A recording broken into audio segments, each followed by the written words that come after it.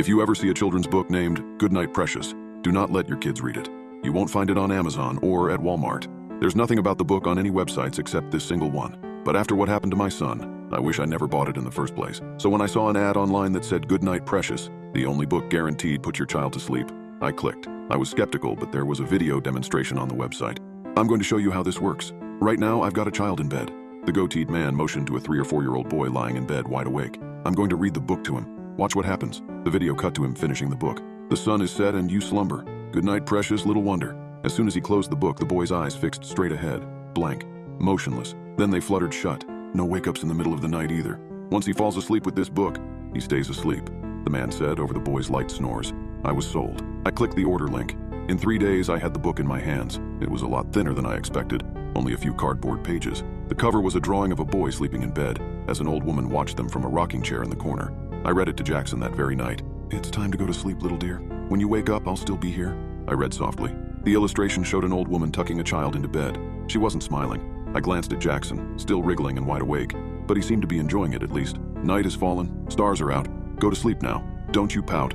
This image showed the same woman sitting in a rocking chair next to her sleeping child. You'll sleep through sadness, sleep through pain, and when it's done, we'll do it again. That rhyme's really a stretch. I glanced at the image. The woman was getting out of her seat, walking towards her son's bed. Go to sleep now, little one. Be patient now. We're almost done. In this drawing, the woman was looking down at her sleeping child from the bedside. She was holding a pillow. I turned the page to the last one. My heart stopped. The old woman was pressing the pillow over the child's face, smiling with one of those cartoonish grins you often see in kids' books. I read in a soft, cautious voice, the sun is set and you slumber. Good night, precious little wonder. I closed the book and looked over at Jackson. He was fast asleep. It really works. I moved him to his bed and enjoyed some well-earned alone time. Who cares if the book is a little weird? It really works. An hour later, I was asleep. I didn't wake up, at least from what I recall. I woke up at 8. Jackson didn't wake me at all. A welcome change from the usual. I looked over to his still slumbering body and smiled. But by 11 a.m., he still hadn't woken up. He never sleeps this late. Maybe he's sick? I turned on some light music, talked to him. I patted his back. No response. Jackson, I said. I picked him up, put him on my lap. His head slumped against my chest. Jackson, are you okay?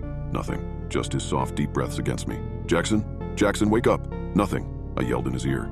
I bounced him up and down. I brought him out in the sun. Nothing woke him up. Now it's almost 3 o'clock. He's been asleep for 19 hours. I'm about to load him into the car seat and drive him to the doctor. I think something is terribly wrong with him.